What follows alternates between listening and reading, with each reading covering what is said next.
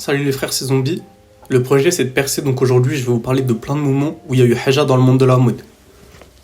Ça arrive super souvent, et bref, pour commencer, petite anecdote. Henri IV, il est mort en face du haut cause de Châtelet, vers la fontaine là. Kanye West, c'est chaud tout ce qu'il y a eu avec lui, mais nous on s'en fout, on parle de la vie.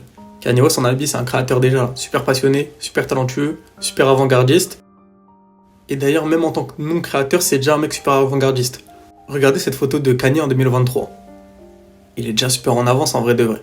En 2025, tout le monde porte du camo, surtout celui avec les arbres, et du comme des garçons. Et bah j'ai menti, cette photo date de 2017. Voilà. Bref, on a tous déjà entendu parler du drama de Kanye West avec Adidas, notamment parce que Kanye West a été viré de partout et Adidas voulait boycotter tous les produits Yeezy, qui valaient 1 milliard d'euros à l'époque. Bah c'est pas le seul drama qu'il y a eu entre nos deux marques, puisque Kanye West il avait le seum contre Adidas, parce qu'il disait que Adidas ils avaient volé ses produits, ses Yeezy Slide, et qu'ils reprenaient ses claquettes, mais aussi ses coloris. What Adidas is trying to do, they showed you the reason why I put in the termination notice to Adidas originally a couple months back is they were trying to steal my company from me and steal my designs. They hired my lawyer. They paid the lawyer, Equan Rowe. They paid this lawyer to sign off my IP, North St. Chicago Psalms IP, to Adidas. This is a major company doing this to a major person in front of everyone. Tout ça, ça commence quand Adidas crée un Yeezy Day sans l'accord de Kanye West. Je pense qu'on connaît à peu près tous le Sneakers Day. C'est une journée créée par Nike histoire de remettre toutes ses paires phares sur les plateformes et de faire un max d'oseille quoi. Bah là c'est pareil, sauf que c'est avec des Yeezy, marque de Kanye, sans l'accord de Kanye. Et Kanye, il les accuse pas seulement de ça, mais aussi d'avoir un peu remodelé la Yeezy sans son accord, d'avoir volé des employés à Yeezy, d'avoir volé des designs à Yeezy, d'avoir volé un directeur général à Yeezy, d'avoir mis une pression sur la marque Gap, par somme, parce que Kanye West collaborait avec eux, d'avoir dit à Kanye West que la production de Yeezy était limitée, pour derrière sortir des produits copiés. En gros, ils lui ont tout pris, ils lui ont rien laissé. La réponse d'Adidas, ça a été « Monsieur Kanye, est-ce que tu veux $1 milliard et on garde Yeezy ?» Perçois $1 milliard, je ferme les yeux. Même si tu m'as poignardé, j'en ai rien à foutre. Donne-moi mon argent. Mais Kanye West, il a dit non, c'est mes designs, ils sont à moi, c'est ma marque, elle est à moi. Et puis après, il a flex sur le general manager Daniel Cherry, chez Adidas, en lui disant moi je touche 500 millions d'euros par an, alors toi t'en touches 2. Au final, Kanye, il a gardé ses brevets, il a gardé sa marque, il a gardé ses droits, et il a dit je vais tuer Gap, maintenant c'est à votre tour. Everybody want to know what I would do if I didn't win. I guess we'll never know. C'est fini pour Kanye West, donc je passe sur une petite anecdote de con comme ça. Vous savez que Uncut de Booba et Watchibé de Section d'Assaut, ils sont mis juste à côté, à Châtelet-Léal par pure concurrence. Juste parce qu'ils s'aiment pas, ils sont mis à côté, voir qui fait le plus de ventes. On connaît tous Coco Chanel, on connaît un peu moins son histoire, mais je suis là pour ça. Coco Chanel, de son vrai nom Gabrielle Chanel, dans une famille plutôt pauvre et devient orpheline plutôt jeune aussi. Elle évolue en changeant fréquemment de milieu et elle devient ce qu'on connaît tous, c'est-à-dire un symbole du classicisme. Elle devient aussi ce qu'on connaît d'elle aujourd'hui en faisant la kiffeuse avec des mecs plutôt bien blindés. Ces mecs blindés la financent au début, et c'est grâce à ça qu'elle commence à faire des chapeaux. C'est pas seulement grâce à ces mecs riches qu'elle devient connue, c'est aussi parce qu'elle est talentueuse, elle est audacieuse, elle apporte du nouveau dans le monde de la mode et avec une vision féminine. Bref, j'arrive au point, Coco Chanel c'est Booba. Elle est en bif avec Schiaparelli, une artiste italienne qui a décidé de se lancer dans la mode, qui a fait des créations un peu loufoques, mais du coup super originales et qui a continué dans ce délire-là, dans les sapes. D'ailleurs, elle a grave eu du buzz avec un haut en trompe-l'œil. Est-ce que vous vous rendez compte de l'avant-gardisme de faire un haut en trompe-l'œil avant même que les Maghrébins n'aient jamais foulé le territoire hexagonal? Non mais, vous vous rendez compte? Plus sérieusement, Chanel, elle était un peu envieuse du succès de Schiaparelli. Elle l'appelait notamment la petite artiste italienne qui veut faire des vêtements. Et une des raisons pour laquelle Coco était envieuse, c'était que Schiaparelli venait d'une famille d'aristocrates. Alors que Coco, respect à elle, elle a grandi dans les bas-fonds de la France. Du coup, on n'est plus trop sur Booba et Rof, c'est un peu l'inverse. Mais vous voyez où je veux en venir, Chanel, elle était super jalouse du succès de Schiaparelli.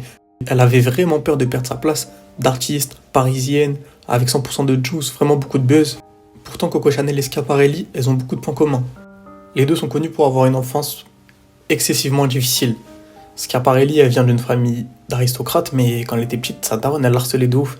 Sa mère va souvent lui dire qu'elle est laide, qu'elle est moche, et en plus de ça, elle va trouver des écrits érotiques. Après avoir découvert ça, elle l'emmène directement au couvent.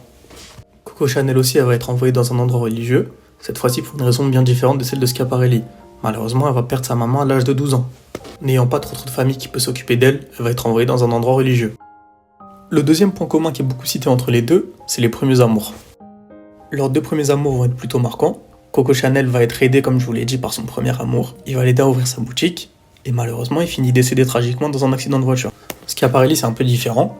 Lorsqu'elle a moins de 20 ans, elle se retrouve mariée avec un homme beaucoup plus vieux qu'elle, qui va lui faire un enfant, puis l'abandonner. Elle se retrouve seule et avec un enfant, et elle trouve comme refuge le monde de l'art parisien, qui va l'accepter et qui va l'apprécier. C'est ici que les deux créatrices se retrouvent au sommet de leur univers.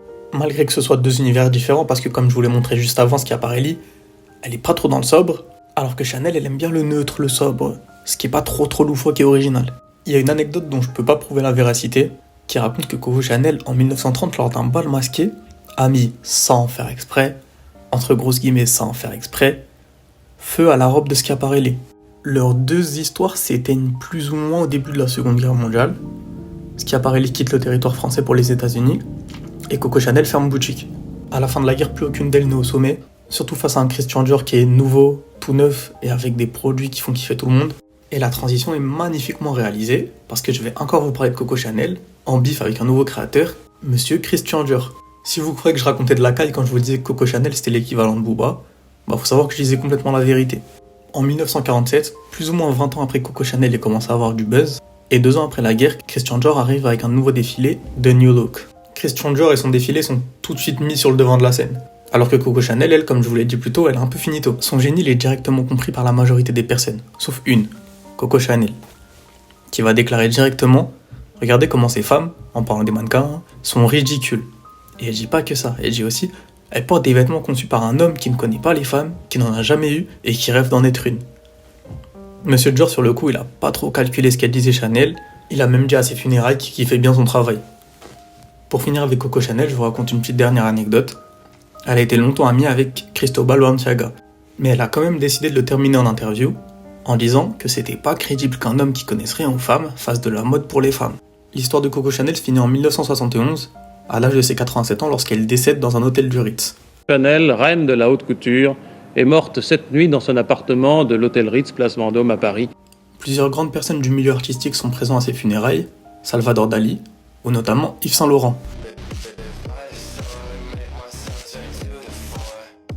Je finis cet épisode en vous parlant d'Yves Saint Laurent, parce que sa marque en 99 s'est fait racheter par Gucci. Et à la tête de la DA de Gucci, avant les années 99, c'est Tom Ford. C'est grâce à ce mec si en 99, Gucci vaut 3,4 milliards d'euros. Je vous laisse faire le calcul, qui est-ce qu'on va mettre à la DA de Yves Saint Laurent ? Monsieur Tom. Tout le monde pense que ce renouveau va faire connaître à la marque son prime. Pas du tout, parce que quand Tom arrive, il a plein de trucs à gérer. Il doit garder les valeurs de la marque et les transmettre en continuant d'innover. Il doit respecter l'héritage de Yves Saint Laurent tout en continuant d'innover, et il doit faire beaucoup de sous tout en continuant d'innover. Miskin, Tom, on lui en demande beaucoup trop pour qu'il réussisse à faire tout ça.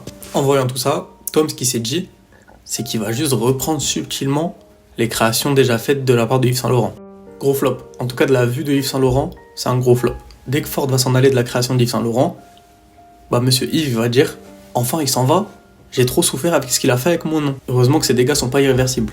Ford quitte le groupe 1 an plus tard, il quitte aussi Gucci, mais faut pas trop se laisser avoir par l'avis de Yves Saint Laurent. Ford a quand même eu beaucoup de buzz et a ramené beaucoup d'argent. On se quitte sur ça, j'espère que ça vous a plu. Si vous avez kiffé, n'hésitez pas à me le dire en commentaire, à me donner un avis, à vous abonner, à partager. J'essaie de rentrer dans l'algorithme de YouTube, donc en ce moment c'est hard. Si vous pouvez m'aider à sortir de la pauvreté, ce serait génial. Merci à vous et une prochaine vidéo bientôt peut-être.